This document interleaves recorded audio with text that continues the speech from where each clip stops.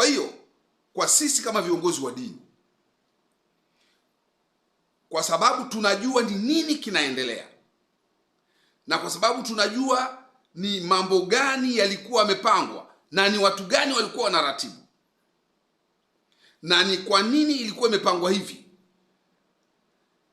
tunasema hivi, au ninasema mimi kama Ikongo binafsi nazungumza kwamba Mungu ametumia vyombo vya usalama kuliokoa taifa hili.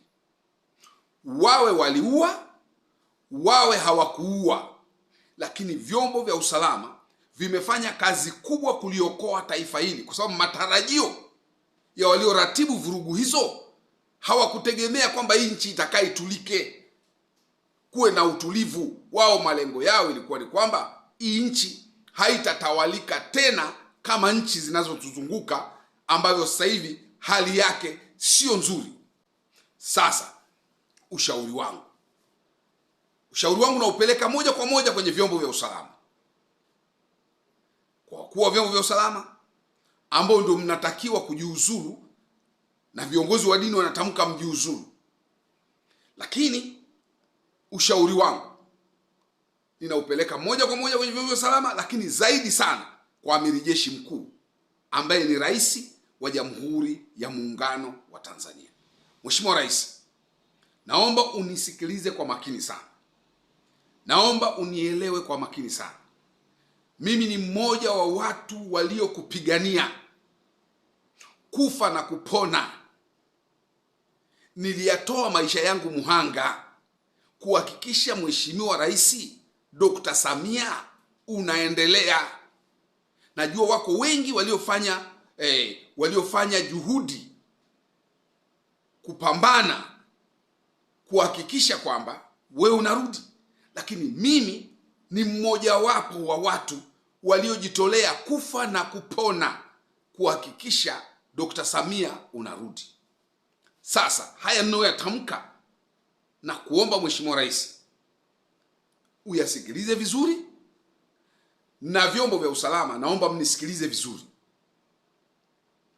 Maneno tunayoyaongea sisi viongozi wa dini, mambo tunaoongea na nyie viongozi wetu na we mkuu wa nchi, sisi viongozi wa dini, ni tofauti na yaliyo ndani ya mioyo yetu.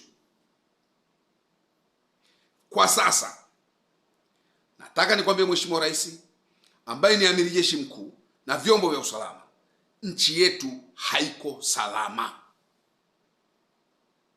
Ndio kisiasa tunaweza tukasema tuko salama kwa sababu tunaweza tukahubiri Injili, tunaweza tukakusanyika, tunaweza tukawa watu wanaenda makazini na wanarudi, yaani tunaona nchi ni salama.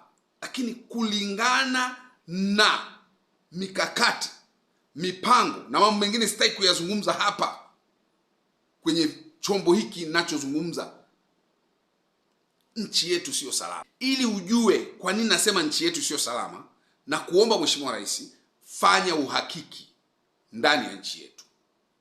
Sitaki kuongea ndani sana, lakini naomba kama itakupendeza, nyumba zote zikaguliwe, kufanyike operation ndani ya nchi yetu ya Tanzania. Kila nyumba, kagua nyumba zote ndani ya nchi, hasa lenga nyumba za ibada. Kagua nyumba za watu wote, lakini hasa kagua nyumba za ibada zote ndani ya nchi. Kagua nyumba za wanasiasa zote ndani ya nchi.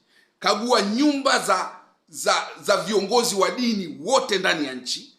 Kagua nyumba za wanaharakati wote walioko ndani ya nchi. Nyumba zote zikaguliwe.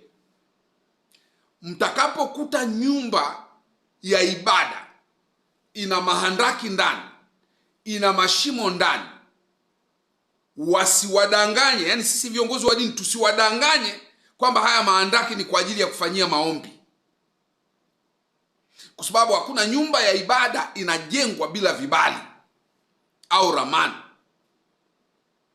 Sasa nyumba ya ibada ikijengwa, kama ramani inaonyesha hii nyumba itakuwa na handaki, itakuwa na vyumba chini, itakuwa na mashimo huko chini, basi sawa. Lakini mimi nasema nyumba za ibada zikaguliwe, majengo ya wanasiasa, nyumba zote za wananchi zikaguliwe, za viongozi wa kisiasa, haijalishi ni wa chama gani, iwe ni chama tawala sio tawala, nyumba zote zikaguliwe. Nyumba za wafanyabiashara zikaguliwe, nyumba za watu wote maarufu na wasio maarufu zikaguliwe. Nyumba hizo zikaguliwe nini? Tusitafute chochote, tutafute tu imejengwaje, na je, ina mashimo chini, ina nyumba zingine ambazo hatuzijui, ikaguliwe. Lakini hasa anzeni na nyumba zetu za ibada. Mheshimiwa Rais, wewe kama amiri jeshi mkuu na viongozi wa vyombo vya usalama mnajua naongea nini. Mimi nimesoma. Mimi sio kwamba sijasoma, nimesoma. Najua ninachokiongea. Wana saikolojia mmeshanielewa nasema nini, na ili mjue nchi yetu sio salama. Lakini nitatoa angalizo. Haya ninayoyasema natoa angalizo. Vyombo vya usalama mnapokagua, anyway, nisiingie ndani. Naomba niwape mfano. Mimi Ikongo, miaka ya nyuma niliviambia vyombo vya usalama, kuna nyumba fulani ina watu fulani, naomba mwende. Kuna taarifa 1, 2, 3. Nyumba hiyo ilikuwa Arusha na kuna nyumba nyingine hapa Moshi. Vyombo vya usalama mnaelewa nini naongea. Mimi ndio niliowaelekeza na niliowaambia nyumba iko wapi na nini kinaendelea. Walienda polisi kufanya ukaguzi huo, na kama hivyo ninavyoongea nawapa mfano huu ulio hai. Walipoingia pale Arusha kwenye ile nyumba ambayo mimi nilijua tu ni nyumba ya kifahari, iko Njiro, ni nyumba vizuri, hamna shida kwa vile nilivyoviona. Lakini nikwambie Mheshimiwa Rais, sio miaka mingi imepita, ni kama miaka 20 tu hapo, kama 20 au 23. Polisi walipoenda pale, mashine na vyombo vilivyotumika pale, silaha zilizotumika, walipigana risasi kuanzia saa 10:30 jioni mpaka saa 3 usiku. Ikabidi jeshi litoke Munduli waingie kwenye ile nyumba mpaka saa 8 usiku. Silaha zinapigwa. Walipambana mpaka wakafanya yale walioyafanya. Lakini niliwaambia mkienda msiende Kilele Mama, Kizembe, niliwaambia mapema. Na hii ya Moshi hivyo hivyo. Niliwaambia viongozi wangu wa usalama wa mkoa, bwana, mnapoenda kwenye ile nyumba, mimi ndio nimewaambia, lakini nendeni makini. Au kiongozi wa dini anatuambia nini? Sawa, ngoja tutafanya hivyo. Wakaenda kama vile kutaka kujiridhisha. Mziki waliouona, zilipigwa risasi zaidi ya masaa 7. Kabidi jeshi liingilie kati. Natoa mifano hii nikiwa na maana, mtakapofanya uhakiki wa kuchunguza nyumba zetu za ibada kama zina mashimo, msije kilegelege. Msiende kama watu wanaangalia amelipa kodi au hajalipa. Nyumba za ibada Tanzania zichunguzwe, na nyumba za viongozi wa dini, hata kama inalala nani, hata kama unaambiwa ni askofu mkuu ninakaa, njooni kwangu muangalie nyumba yangu. Je, ina mashimo ndani? Kuna mashimo huko chini? Mkishafanya hivyo, mtaniita. Mheshimiwa Rais, wewe kama amiri jeshi mkuu utaniita, utaniambia Ikongo, tena utanipa na zawadi. Ndio utaelewa. Na hata viongozi wa dini ninavyoongea sasa hivi, na hata vyombo vya usalama vinajua Ikongo anaongea nini. Nimevumilia, nimechoka. Hii nchi ni yetu wote. nchi tunaipenda wote, sio wanasiasa tu wazungumze vyombo vya usalama vijiuzulu, wakati tunaongea mdomoni, huku tunajua vilivyofichwa. Sasa kama unaona kiongozi wa dini kabisa anasimama kwenye mimbari anasema viongozi wa vyombo vya usalama vijiuzulu, sijui wakuu wa usalama wajiuzulu, sijui nini, waliua watu, sijui walifanya nini, mnashindwa kuelewa kwamba sisi ni maaskofu, sisi ni wachungaji, sisi ni mitume, sisi ni manabii, sisi ni mashehe. Mungu mwenyewe aliyeumba mbingu na nchi hajawahi kusema mahali popote kwenye maandiko kwamba yeye ni Mungu wa maaskofu. Hajawahi kusema yeye ni Mungu wa wachungaji. Hajawahi kusema yeye ni Mungu wa mashehe. Lakini amesema mimi ni Mungu wa majeshi. Mungu ni Mungu wa majeshi. Mungu hafanyi kazi na wachungaji, hafanyi kazi na si maaskofu. Anafanya kazi na si maaskofu kwenye kuombea wagonjwa kupona na kuombea na kuhubiri habari njema za amani. Lakini kama Mungu wa majeshi, anafanya kazi na majeshi, kuanzia amiri jeshi mkuu ambaye ni Rais Samia pamoja na wakuu wa vyombo vya usalama vyote. Sasa wewe kiongozi wa dini unapata wapi power, nguvu ya kusema eti kiongozi wa usalama fulani ajiuzulu? Wewe unapata wapi power? Na kama ni kuua, hebu niwaulize nyewe viongozi wa dini, kama ni kuua, ni nani aliyeua watu wengi hapa duniani zaidi ya Mungu? Si mnasoma Biblia? Si mnasoma Biblia? Sauli kwa nini alikatazwa? Alichukiwa na Mungu. Kwa nini Mungu alimkataa Sauli? Mungu anasema usiue, lakini Mungu huyo alimkataa Sauli kwa kukataa kwenda kuua. Sasa Mungu alimtuma Sauli akamwambia nenda kaue na usibakize mtu yoyote. Sijasema vyombo vya usalama ndio vimeua, ila ninasema hivi, Mungu ni Mungu wa majeshi, na mtu wa kwanza kuua watu wengi duniani ni Mungu. Na yeye ndo anasema usiue, na yeye mwenyewe ndo aliua watu wengi.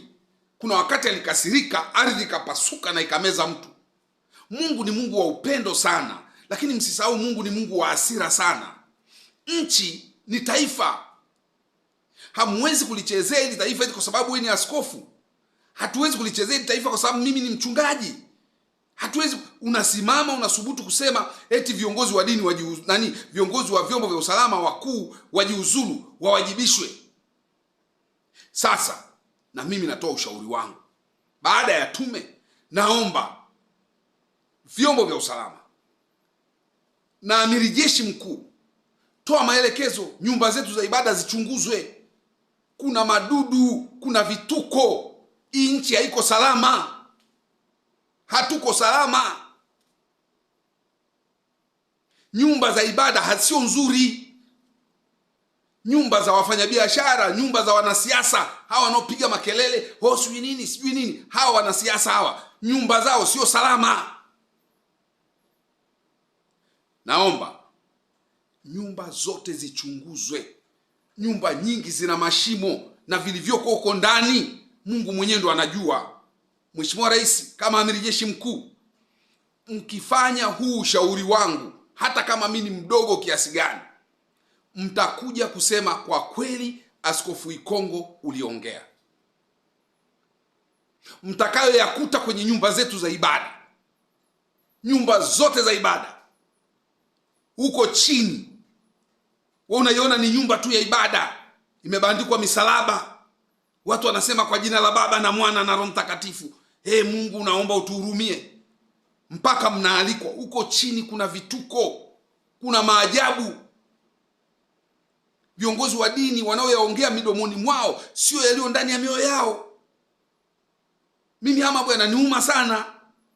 Kama wewe kiongozi wa dini unajua kabisa fulani na fulani na fulani na fulani, watu fulani na fulani, unajua kabisa watu fulani, kikosi fulani kiko mahali fulani kinafanya mazoezi haya kwa sababu ya jambo fulani, watu fulani wako nchi fulani wanafanya hiki wanafanya hiki, alafu wewe ni kiongozi wa dini umenyamaza kimya. Hizi siri tutazificha mpaka lini? Na ukiwaambia vyombo vya usalama hawa wadogo wanajiuliza, wewe umejuaje? Kwa nini mimi sijajua? Kwa nini mimi hizi taarifa nisizipate? Wanachukua taarifa kwetu, wanazipeleka huko, alafu wakizipeleka wanapewa hela, wanapewa nini? Sisi tunabaki kuambiwa nyie ni machawa, nyie ni vibaraka, nyie ni kama mimi wananiambia ni kibaraka wa Samia, wakati mimi sipewi hata 100. Nazungumza haya kwa uchungu na kwa uzalendo nilionao. Vyombo vya usalama, wakuu wa vyombo vya usalama, Mheshimiwa Rais ambaye ndiye amiri jeshi mkuu, naomba mtuanze kutuchunguza sasa, na fanyeni operation hata kama ni ya wiki 2 nchi nzima. Mtakuta nyumba zetu za ibada pamoja na nyumba tunazolala zina vituko. Kuna mambo mtayakuta, mtasema kweli hata wale waliokufa ni wachache kwa matarajio walionayo. Hata sasa hivi tunaunda ndio tume, wengine wanasema iundwe tume huru sio na nini, sawa, lakini wanajua ni nini kinaendelea ndani ya nchi. Tumeshavamiwa, tuko vibaya sasa hivi, hatuko salama, lakini watu wanamezea, hawataki kusema. Asanteni sana. Jina langu ni Bishop Ikongo.